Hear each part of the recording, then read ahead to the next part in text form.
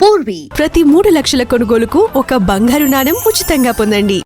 Sir, ఈ చిత్రంలో మీ heroine అంటే పాత్ర గురించి మాట్లాడుతున్నాను. సరే, ఆ పాత్రని ఎంతో ధైర్యవంతురాలిగా మీరు ప్రవేశపెట్టి ఆ ధైర్యవంతురాలు అన్ని ఎదురీది పరిస్థితులకి సవాళ్ళను ఎదుర్కొని నిలబడ్డ గట్టి మనిషి, ఎంత సున్నితత్వం ఉన్నా.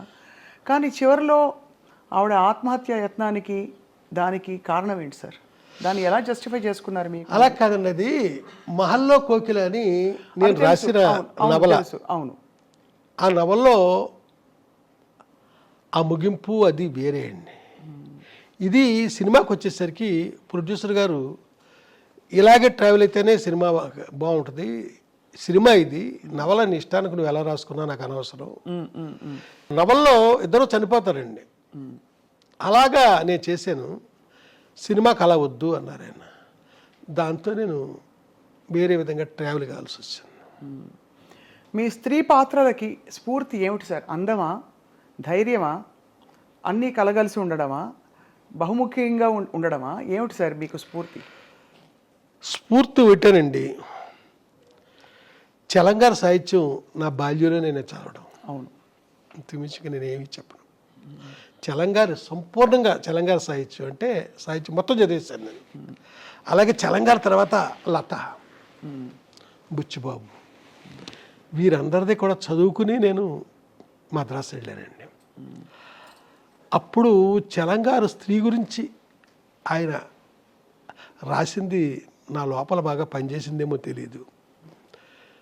నేను ఎక్కడ స్త్రీని అసభ్యంగా చూపించడం కానీ, ఏప్రిల్ విడుదల అనే సినిమాలో భాగ్యం అనే క్యారెక్టర్ ఉంటుందండి. అవును అవును, ఎక్కడ ఇంత సెక్సీగా నేను ఆ మనిషిని చూపించలేదు. నేను ఉట్టి లెగ్ షాట్ కూడా ఎక్కడ కనపడదు మీకు, బట్ మీకు ఆ ఫీల్ ఉంటుంది, చూస్తున్న వాళ్ళకి ఆ ఫీల్ ఉంటుంది, ఆ భాగ్యాన్ని అలాగే అని.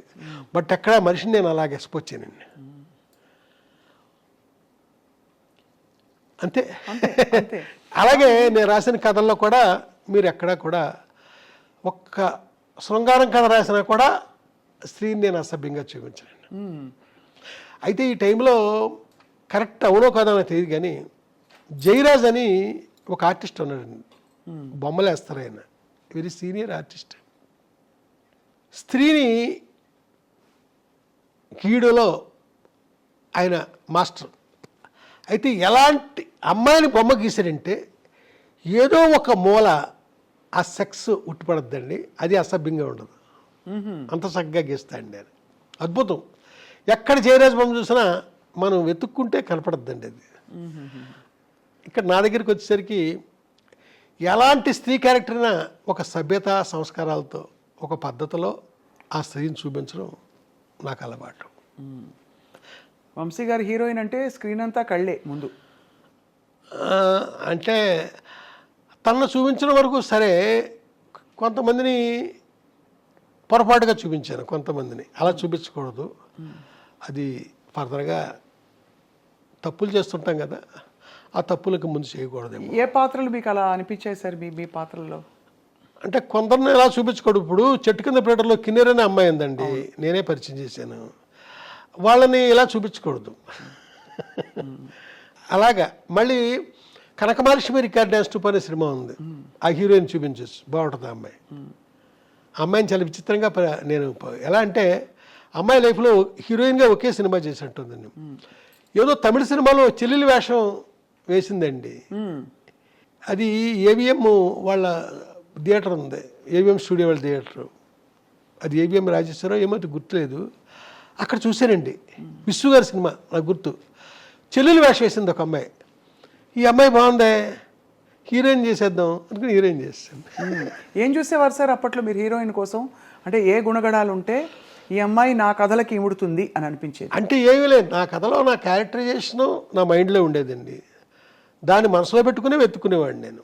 ఓహో, వెతుక్కునే నేను. భారతరాజు గారు మా గురువు గారండి, అంటే మా గురువుల్లో ఆయన ప్రధానమైన గురువు. ప్రపంచంలో ప్రతి మనిషి ఆర్టిస్టేరా, ఆ క్యారెక్టర్ వాళ్ళు సూట్ అయినప్పుడు. ప్రతి అమ్మాయి హీరోయిన్ రా, ఆ క్యారెక్టర్కి అమ్మాయి సూట్ అయినప్పుడు అనే మాట, అన్న మాట నాలో బాగా బలంగా పనిచేస్తుందండి, పనిచేస్తుందండి. సో ఆ కోణం నుంచే చూసేవారు. కానీ బాపు గారికి చారెడు బారెడు పిడికెడు ఇలా కొన్ని ఒక్కొక్క కళాత్మక దర్శకులకి ఒక్కొక్క అలంకరణ ఇలాంటిది ఉంటుంది. అలా వంశీ గారికి చెప్పాలంటే ఏం చెప్పాలి? ఏమో నేను చెప్పేశాను మీకు ఆల్రెడీ. అంతే, క్యారెక్టర్కి వచ్చినట్టే. అవునండి సార్, మీరు ఆ తర్వాత మీ ప్రయాణం కొనసాగిస్తున్నప్పుడు ప్రొడ్యూసర్లు మీ దగ్గరికి ఎలా వస్తారు సార్? మోస్ట్లీ నా దగ్గరికి కొత్త వాళ్ళే వచ్చారండి అప్పటి నుంచి ఇప్పటిదాకా. తర్వాత వాళ్ళు పాపులర్ అవ్వచ్చు. ఎవరండి, మన స్రవంతి రవికిషోర్ గారు ఆనాడు లేడీ స్టైల్ తీసినప్పుడు ఆయన కొత్త ప్రొడ్యూసరే కదా. ముగ్గురులో ఆయన ఒక ఆయన. ఆ తర్వాత పెద్దవాళ్ళు అయ్యారు, వేరే సంగతి. నా దగ్గరికి కొత్త వాళ్ళే ఎక్కువ వచ్చారండి. పాత వాళ్ళు నన్ను అప్రోచ్ అయిన దాఖలాలు లేవు. తర్వాత సార్, మీ కథాంశాలు మీరు ఎంచుకుంటున్నప్పుడు నేనేం చెప్పాలి అనే దానికి ఇతివృత్తం మీ భావజాలమా లేక మీకు నచ్చిన కథలన్నీయా? ఇప్పుడు హిచ్కాక్ అంటే నాకు చాలా ఇష్టం అండి. అవును. ఆయన 53 ఎన్నో తీశారు. అన్ని సినిమాలు చూసాను నేను, అన్నీ. ఆయన ఏ కథ ఆయన సొంతంగా రాయలే అన్ని సినిమాల్లోని.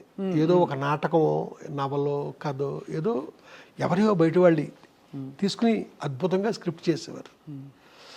ఆయన నాకు ఒక ఇన్స్పిరేషన్ అండి. ఏది నా సొంత కథే ఉండాలని నేను అనుకోను. ఇప్పుడు చెట్టు కింద ప్లేటర్ అనే సినిమా ఉంది, అదొక మలయాళం ఫిల్మ్ అండి. దాంట్లో చాలా సీరియస్గా ఉంటాడు హీరో మమ్ముట్టి, హీరోయిన్ ఉండదు ఆ కథలో. కామెడీ అనేది ఎక్కడ లేదండి, మొత్తం సీరియస్గానే ఉంటాడండి. ఆ సినిమా మలయాళంలో పెద్దగా ఆడిన ఇది కూడా లేదు. దాన్ని మేము తీసుకుని తెలుగుకి హ్యూమరు అంతా అద్భుతంగా జాయిన్ చేసి దాంట్లో పాత సామాన్లు కొంటామని ఒక క్యారెక్టర్ ఉంటుందండి. అది మహా అద్భుతంగా ఆ కామెడీ అంతా మేము చేసామండి. చాలా అద్భుతంగా తనికెల భరణి దానికి వర్క్ చేయడం జరిగిందండి.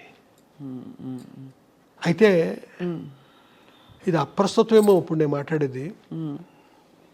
ఆ చిటికల పీరియడ్ సినిమా ఆర్ఆర్ జరుగుతున్నప్పుడు ఇళయరాజా గారు నా కేసు చూసి ఇది కూడా హిట్ అయ్యే సినిమాలాగా ఉందరా అన్నారు. ఎలా అన్నారో మరి. ఆ సినిమాలో ఆ డ్రామా కానీ ఏం కానీ ఆ ఊర్వశి శరత్ బాబు వాళ్ళ క్యారెక్టర్స్ అదంతా ఆ సినిమా అనుకున్నంతగా ఆడింది. అద్భుతమైన పాటలండి. అంటే నా ప్రతి సినిమాలో పాటలు బాగుంటాయి, అది వేరే సంగతి. దాంట్లో కూడా చాలా బాగుంటాయండి పాటలు, మంచి మంచి పాటలు ఉన్నాయి. ఆ సినిమా ఒక మోస్తరుగా ఆడడానికి కారణం హీరోయిన్ అండి. అవును, వర్కౌట్ అవ్వలేదు. హీరోయిన్ వర్కౌట్ అవ్వలేదు. మీవి ఒక మోస్తరుగా ఆడిన సినిమాలని చెప్పినా ప్రేక్షకుల వరకు అవి హిట్ సినిమాలే సార్. ఎందుకంటే ప్రతి సినిమాకి ఒక ముద్ర ఉంది, వంశీ గారి ముద్ర. అంటే మీరు ఇలా మాట్లాడుతూ ఉంటే నాకు ఒకటి గుర్తొస్తుందండి. ఒక మోస్తరుగా ఆడిన ఒక సినిమాకి ఎంతమంది ఫ్యాన్స్ ఉన్నారో తెలియదు. ఆ సినిమా పేరు శ్రీ కనకమహాలక్ష్మి రికార్డింగ్ ఇన్స్టిట్యూట్. చాలా మంది ఫ్యాన్స్ ఉన్నారు. ముందు మా అన్నయ్య మా ఇంట్లో మొదలు పెడితే ఆయన పదే ఆ సినిమా వేసుకుని చూస్తారు. అది ఆ సినిమాకి అమెరికాలో అది ఎంతమంది ఫ్యాన్స్. అవును, మీకు సంగతి తెలుసా? చెప్పండి సార్. 23 రోజుల్లో తీశాను ఆ సినిమాని, ఓన్లీ 23 days. ఎలా సార్? అంటే ఇప్పుడు కెమెరాలు అయ్యి ఇలా వచ్చేసి కదా ఆన్లైన్, అప్పుడు లేవు కదా. ఆ రోజుల్లోనే 3 కెమెరాలు పెట్టి మొత్తం ఫుల్ సాంగ్ రిహార్సల్ చేయించేసి 3 కెమెరాలు పెట్టి సౌండ్ స్టార్ట్ చేసి ఎండేసరికి పాట అయిపోయింది. అబ్బో, అప్పుడు ఆ రోజుల్లో. ఇది ఎప్పుడు 86 ఇవన్నీ అప్పుడే చేసి. కానీ అంటే 23 రోజులు షూటింగ్ టైము, అంతకుముందు ప్రిపరేషను, ఆర్టిస్టులకు చెప్పడాలు, ఇంత హడావుడి ఉండేదా? అక్కడికక్కడేనా? అక్కడికక్కడే అంతాను. ఆ కోట శ్రీనివాసరావు వాళ్ళంతా బిజీగా ఉన్న రాళ్లపల్లి వాళ్ళంతా మళ్ళీ మన దగ్గరికి రిహార్సల్ చేయడానికి లేకపోతే మనకి వినడానికి వస్తారా? అబ్బే, స్పాట్కి వచ్చి అక్కడే. And for more videos, please subscribe to iDream. Please subscribe to iDream. Please subscribe iDream. And please subscribe to iDream. For more videos, subscribe to iDream. please like, share and subscribe to the channel. Congratulations, iDream. Subscribe to iDream. Subscribe to iDream. So subscribe to iDream Media. iDream team andarki huge congratulations. Please subscribe iDream Media. Please subscribe to iDream. Subscribe iDream. Please subscribe to iDream. iDream అంటే నా కళల ఛానల్ను subscribe చేసుకున్న నోరు తిరుగుతలేదు, మీరైతే గంట గుర్తు కొట్టండి. For more such videos, please subscribe to iDream. Subscribe to iDream. Please subscribe to iDream. Please subscribe iDream Media. Please do subscribe to iDream. Please subscribe to iDream Media. For best entertainment and information, please subscribe iDream. And don't forget to subscribe to iDream.